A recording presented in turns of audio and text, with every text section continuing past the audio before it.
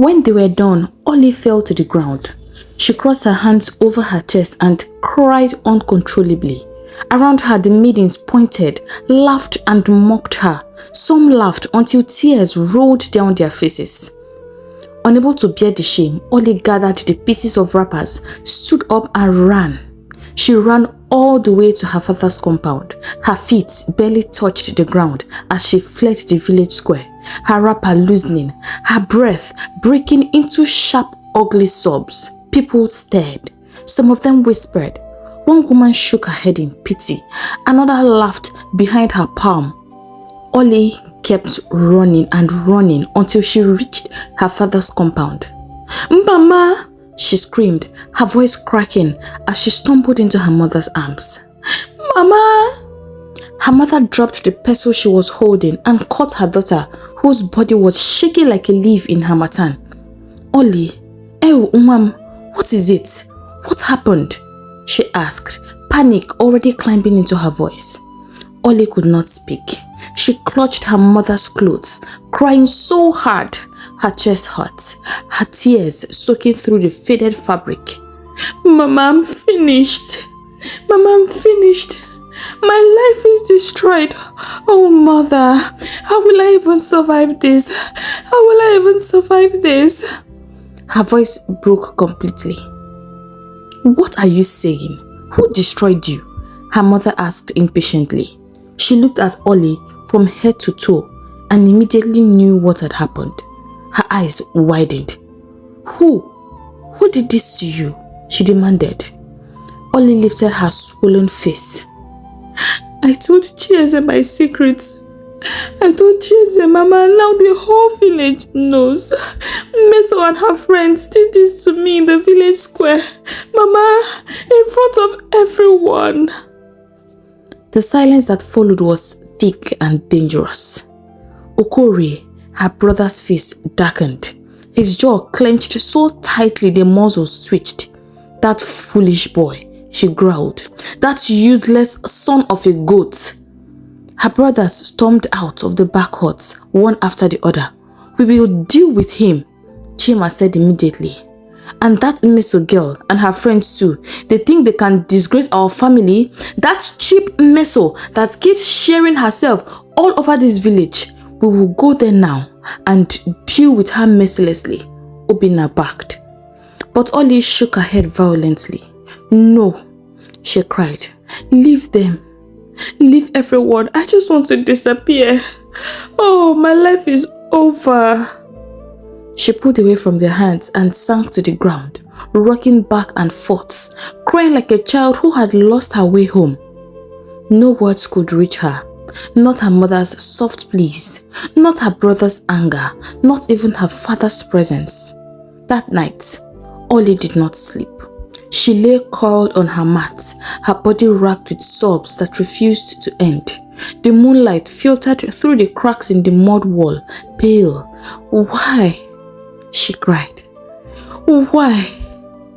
Why did you make me like this?" Her fingers pressed against her chest as if she could change it.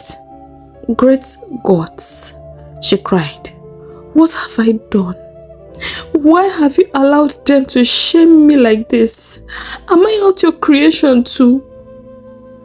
No answer came. Only the distant sound of crickets and her own broken breathing. In the other hut, her parents also lay awake. ʲWHOLE turned restlessly on her mat. "She will not survive this shame," she said quietly.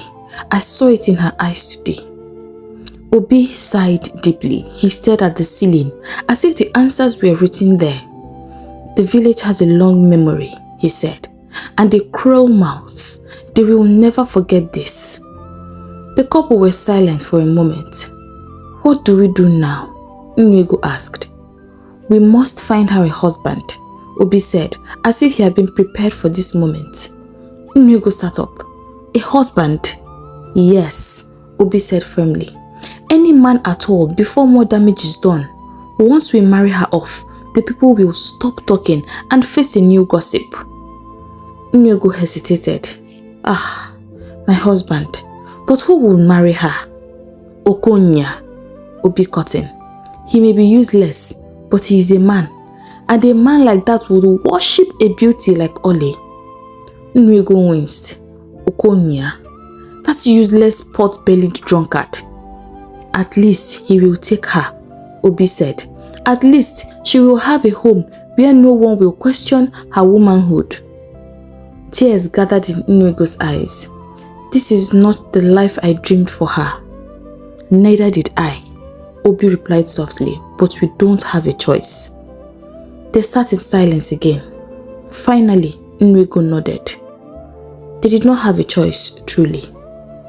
Outside, Ollie cried herself to exhaustion, unaware that while her heart was breaking, her fate has already been decided. By morning, the village was fully awake, and so was its mouth. In the markets, between the clatter of calabashes and the sharp cries of women advertising pepper and dried fish, whispers moved faster than money. Have you heard? One woman said. They say Ollie is a man. Eh? Another gasp. A fool man? So, they say she has been deceiving everyone all this while. She has no breasts. All the stream, where girls gathered to fetch water and wash their wrappers, the story had also grown legs.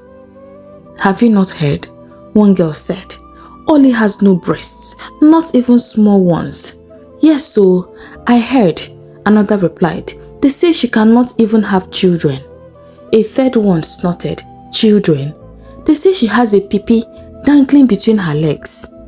The girls burst into laughter, slapping the water in excitement.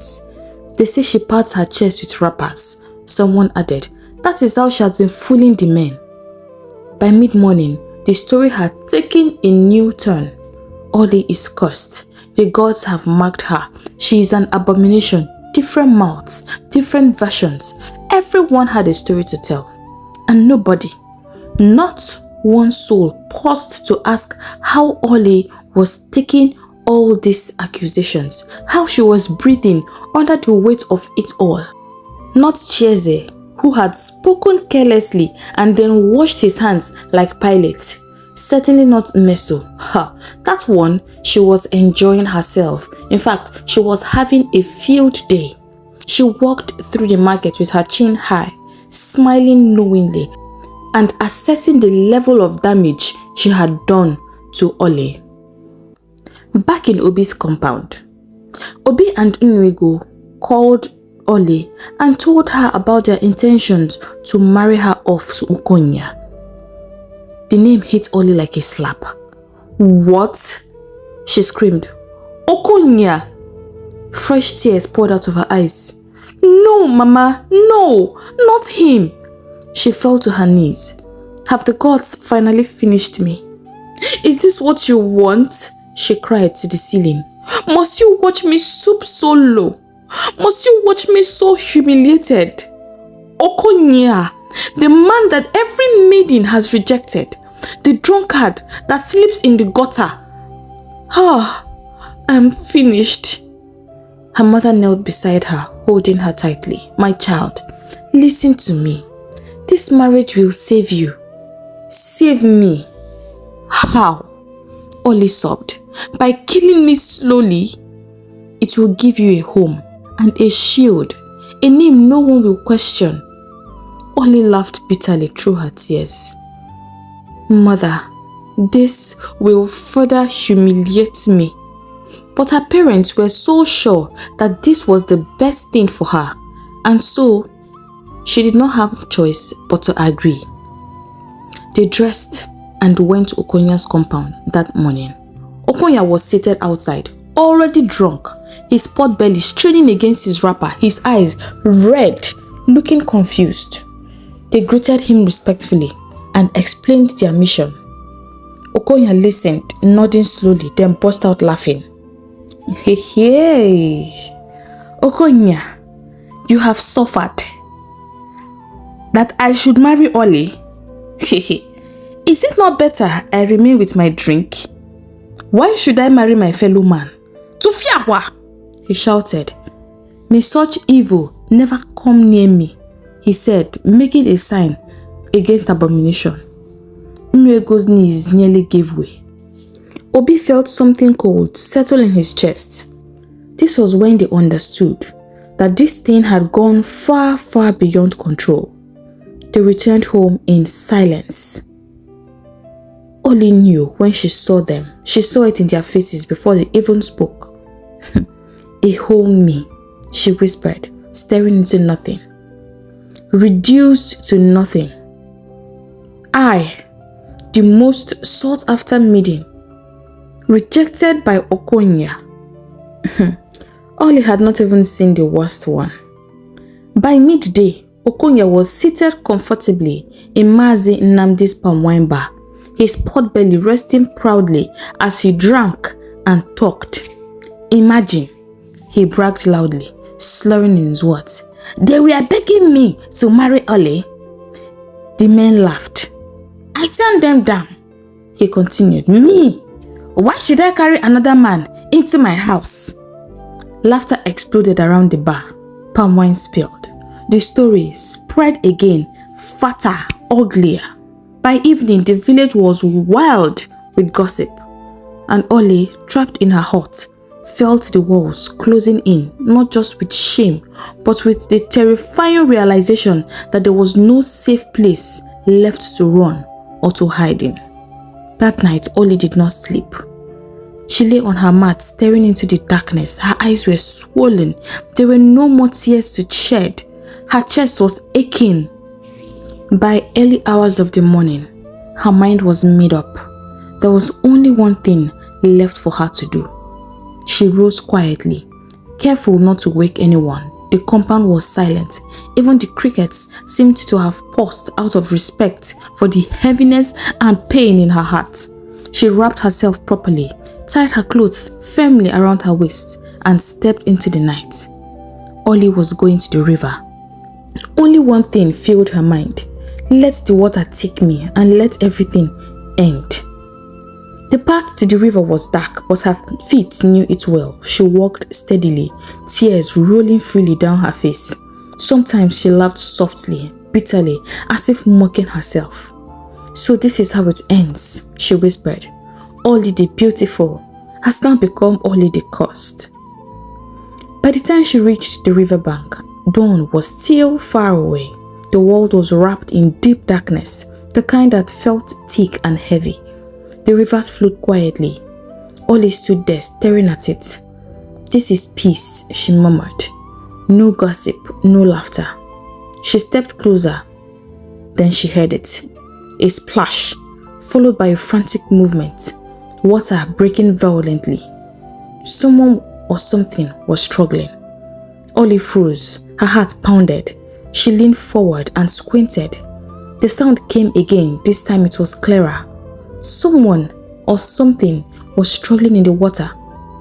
Then she saw a figure. It was a human being struggling in the water.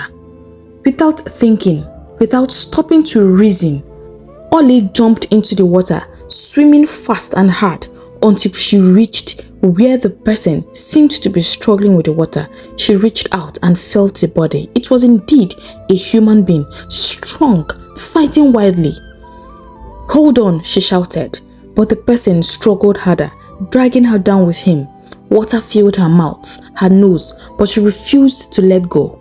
Somehow, by strength she did not know she had, or maybe the person stopped struggling.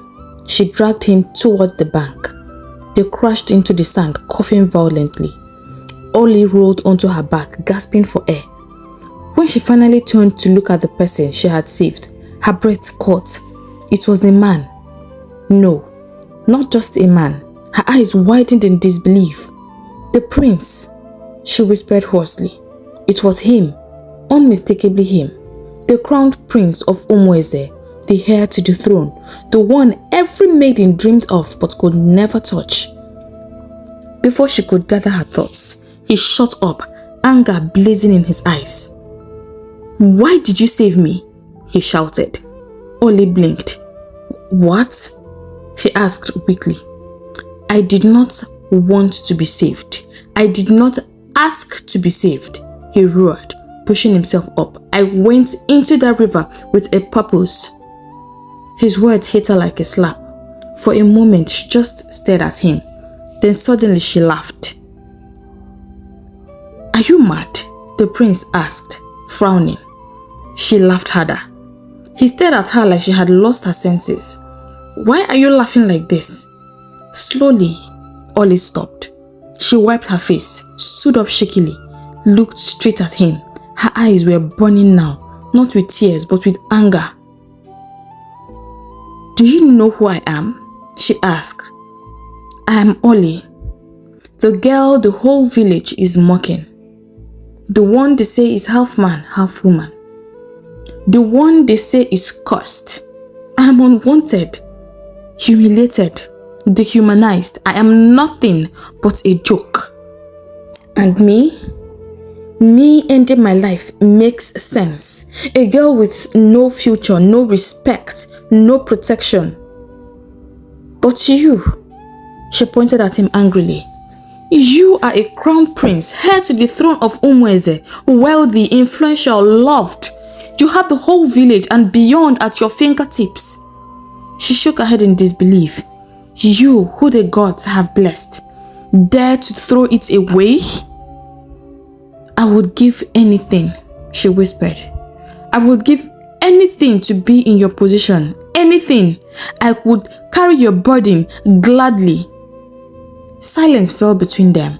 The river flowed quietly beside them, as if listening. Something shifted in his eyes. The prince shook his head slowly, his voice rough. "You don't know anything about me.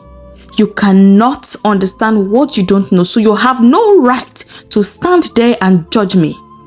"Judge you? Judge you?" Ollie cried. "I am not judging you. I just don't understand why you, of all people, would want to do this. If I were in your shoes, I would thank the gods every day. I would have no reason to be here at such an ungodly hour, about to take my own life." He inhaled deeply, forcing himself to calm down. "You are no different," he said quietly. "Look at you. Young, vibrant, beautiful maiden, standing here for the same reason I was. Yet you judge me? We are not the same," she fired back. "We are different. You think I'm beautiful?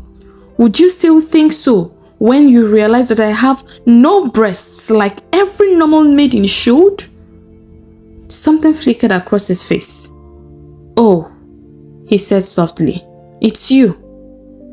"It's me?" she echoed bitterly. "You've heard too?" "Everyone has heard," he replied. "Even the palace maidens are gossiping about it."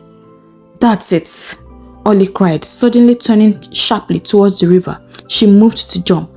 The prince grabbed her arms and pulled her back. "You still want to jump?" he demanded.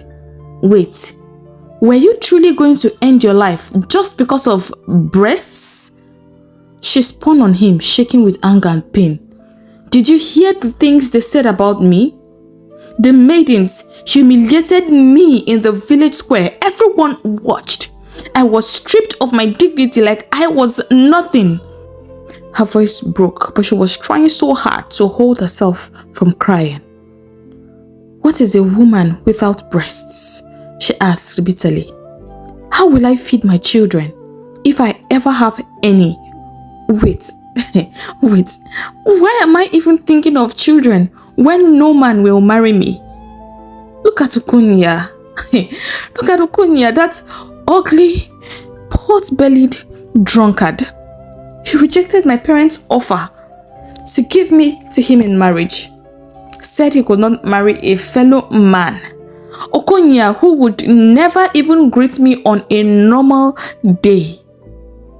You see," she whispered, "a woman is nothing without them."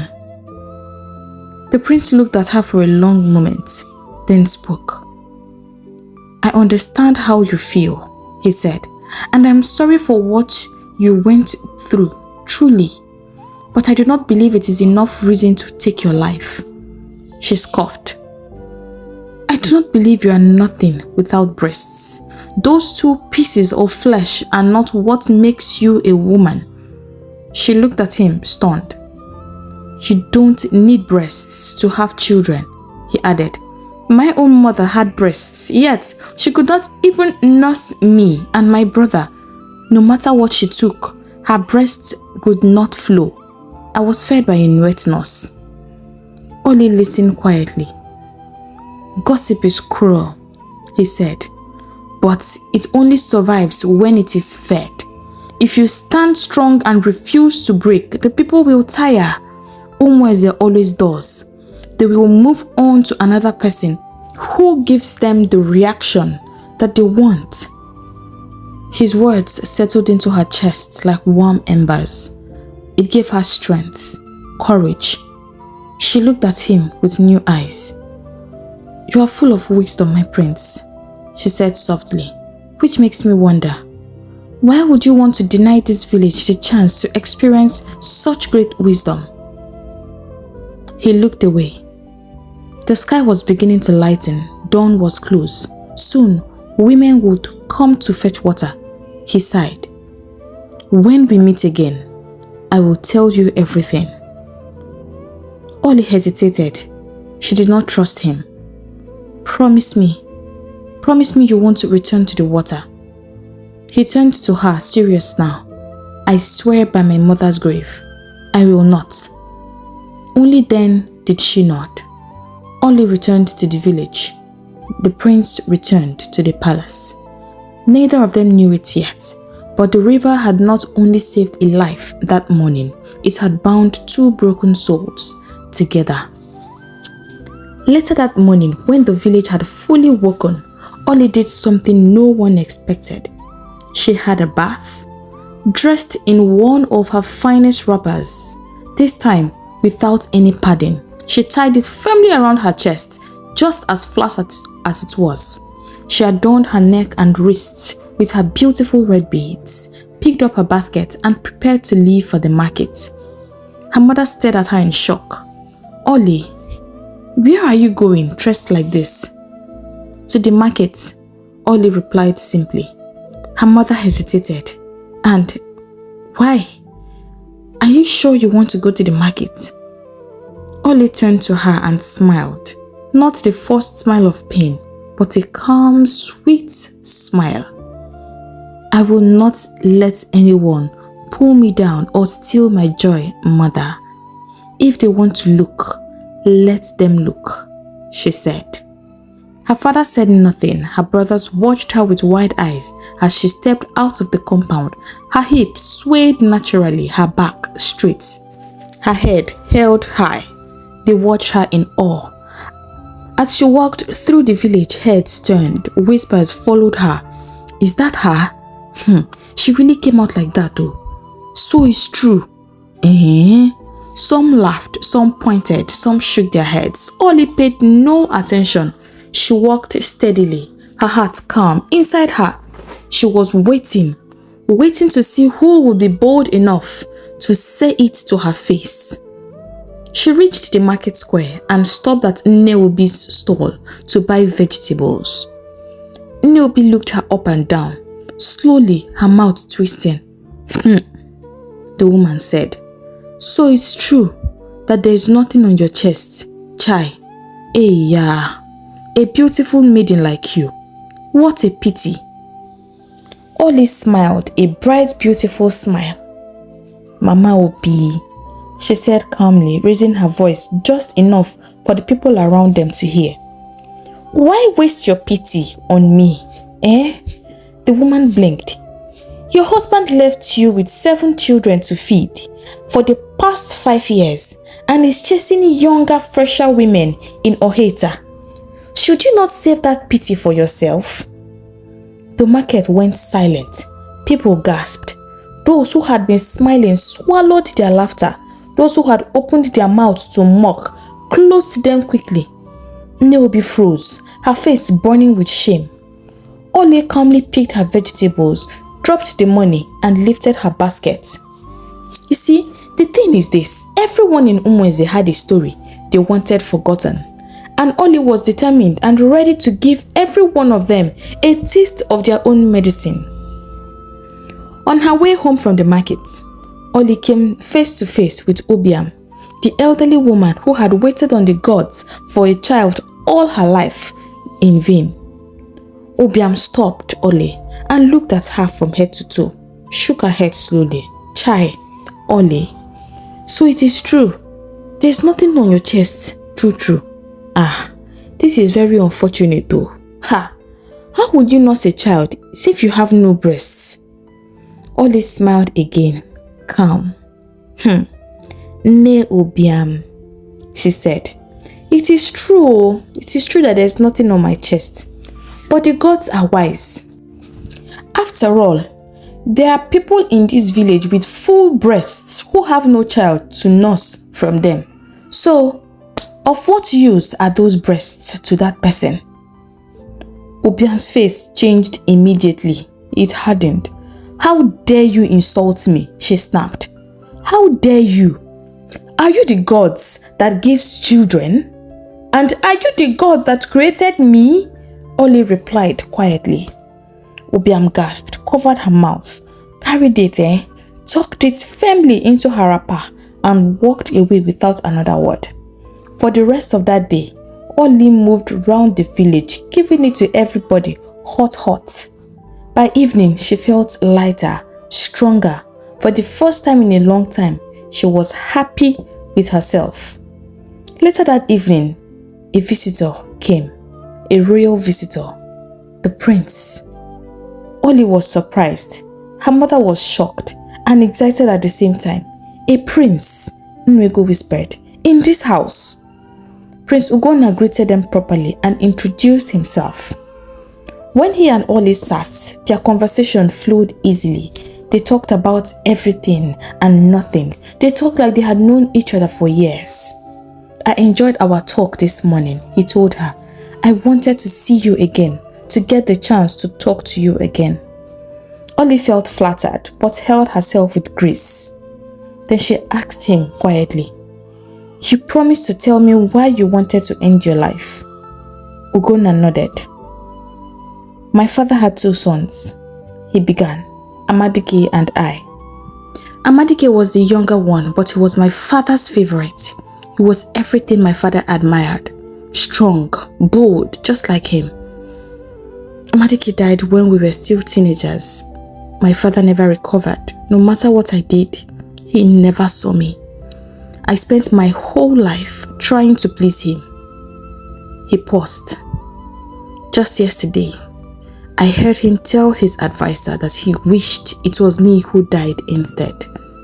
He said I'm soft like my mother, that I am a coward. Ollie looked at him steadily. And you were about to prove him right? She asked, to show him just how much of a coward you are by taking your own life? Ugonna said nothing. She reached for his hand and held it firmly. A wise man once told me to face my problems head on. She said, you need to prove to your father that you are not a coward. You need to stop trying to please him. Your father may not want another Amadike. Maybe he just wants you to stop trying to be someone else and just be you. Ugonna stared at her, her words sinking deep. And for the first time in a long while, he felt something he had almost forgotten. Hope. That day marked the beginning of many more moments of laughter between Ollie and Prince Ugonna. That night, ʲWHOLE called her daughter into her hut. She wanted to know how come her daughter not only knows the prince, but has the prince visiting her. Ollie sat there and told her mother everything about the river, about the prince, and how the both of them had gone there to end their lives. ʲWHOLE cried when she heard that her only daughter had nearly taken her own life. She held Ollie tightly, rocking her like a child. But after the tears came relief. At least, she said softly, you have found someone who understands you, a friend to help you carry this burden.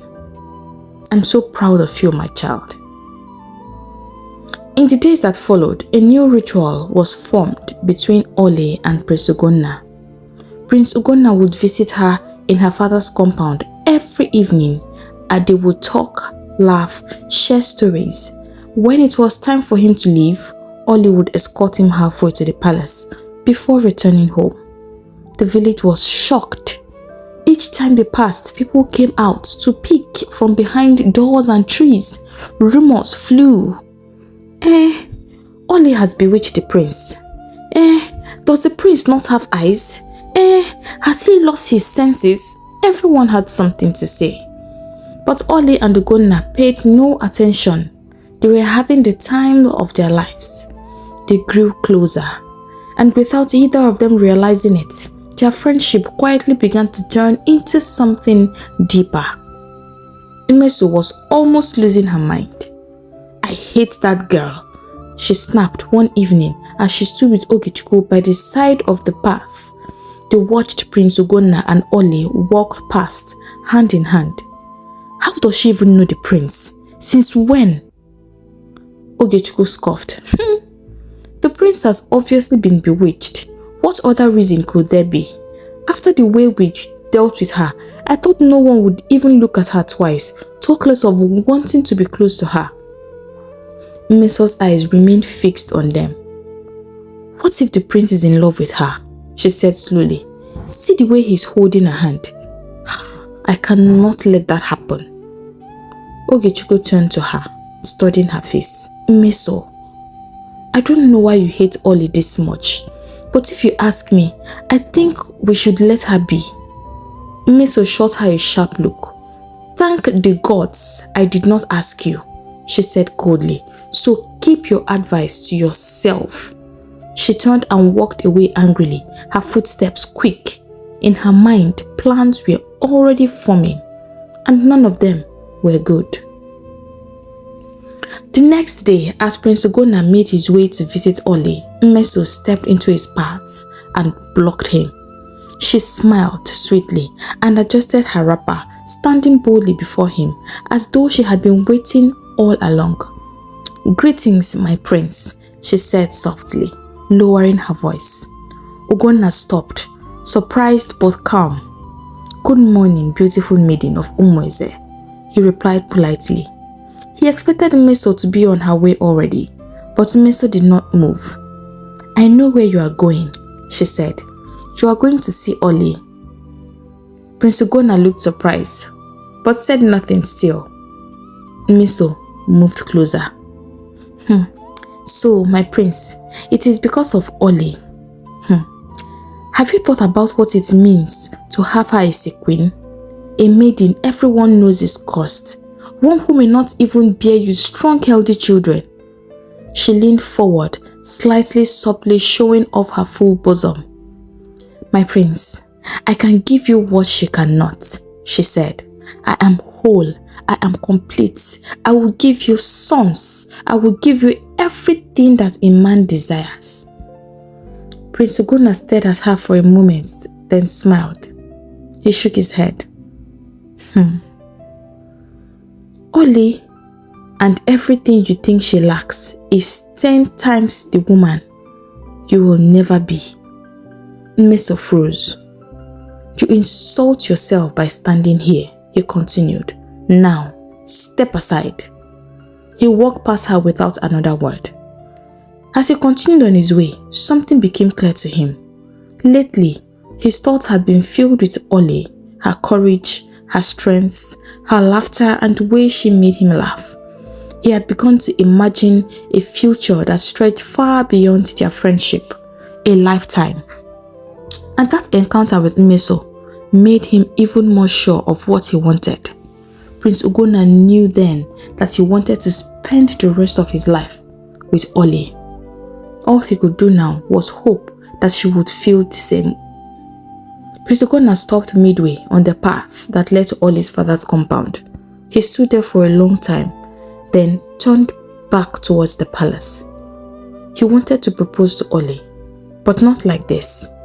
He wanted to ask her to be his queen, but not quietly. He wanted the whole of ʲှWHOLE to see it, to witness it, to be ashamed of themselves. He wanted every mouth that had mocked her to go dry. Unknown to him, Messo had been watching. When she saw him turn back, excitement nearly finished her. So my words entered his head after all. She smiled to herself. Of course, how could he not come to his senses? Now, it is time for me to make my move, she said to herself. Meanwhile, back at home, Ollie waited and waited. The sun shifted, shadows grew long, but Prince Ugonna did not come. Her heart became heavy. After what felt like ages, she picked herself up and stepped out. Maybe she would meet him on the path they always took. Instead, she met Messo, and it was clear that Messo had been waiting for her. Ah, Ollie, Messo said sweetly, blocking her way. Where are you going? Long time no see. Ollie tried to pass her. Messo stepped closer, blocking her. This your face looks hard though. Let me guess. Your prince did not show up. Ollie stopped. How do you know? Messo smiled slowly. Because I've been in his bed all day and we've been doing so many things together. He said he was tired.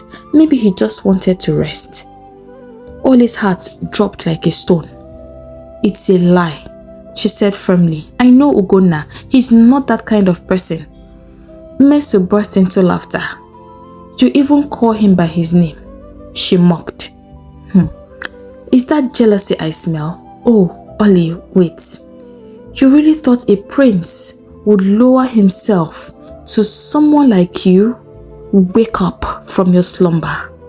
The prince is a man with taste. He has a taste for good things, and only a fool will not recognize something good when they see it. Ollie felt the sting, but she straightened her back. She would not let Messo get to her this time. You should be ashamed of yourself, Messo, she said calmly. Giving yourself to any man like a common harlot. Messo stiffened. I saw you sneaking out of my brother Chima's hut the other day, Ollie continued. Or was it not you, Mama Ebere, caught in bed with her husband and chased with a stick? Ha! Shame washed over Messo's face, but Ollie did not stop. These men will never marry you. All they will ever see you as is a mistress. Nothing more. That being said, she walked away, leaving Messo burning with humiliation. Ollie returned home, locked herself in her room, and cried until her eyes ached. What if Ugonna only saw her as a friend? What if he chose Messo instead? That night, she realized the truth. She was in love. She had fallen so hard, and now it was too late to stop. That same night in the palace, Prince Ugonna stood before his father to make his intentions known to the king. The king laughed coldly. That girl. I have been watching you and I expected this foolishness to pass. You cannot marry an incomplete woman. You are a king. Ugonna lifted his head. Because I am a king, father, I will marry who I choose. If it does not please you, then I will give up the throne. The words landed like thunder. The king stared at him. For the first time in his life, Ugonna was not pleading, not explaining, not seeking approval or validation. Slowly, the king smiled. So this is who you truly are, he said. Very well then, you have my blessing. Ugonna was surprised. He remembered all his words. Truly, all his father wanted was only for him to stand up and be a man of his own. The next morning, ʲWHOLE shook. Royal drums sounded. The royal carriage rolled out, guards in full armor. Prince Ugonna dressed in his royal regalia. He headed straight to Ollie's father's compound, and the village followed. It was the grandest proposal ʲWHOLE had ever seen. Ollie's joy knew no bounds. Her mother cried tears of joy. Her father swelled with joy and pride, and the people of ʲWHOLE watched in awe. This was one union that would be talked about forever in the history of ŁHOLE. To cut the already too long story short, Ollie did have children, contrary to what people thought, and the breasts did show. It was not more than a tiny swell, but somehow it was enough to nurse all her children. Isn't the Lord wonderful? Hey lovers, thank you for listening to this story. If you're new here, welcome to our community. I hope you enjoyed listening to this story as much as I enjoyed creating it. If you have not done so already, please hit the subscribe button. And to support the growth of our community, give this video a big thumbs up. If you know someone who would enjoy a story like this, do not hesitate to share. Don't forget to leave a comment down below. Remember to like, share, drop a comment and subscribe. I'll take my leave now, but I hope to see you in my next video. Bye.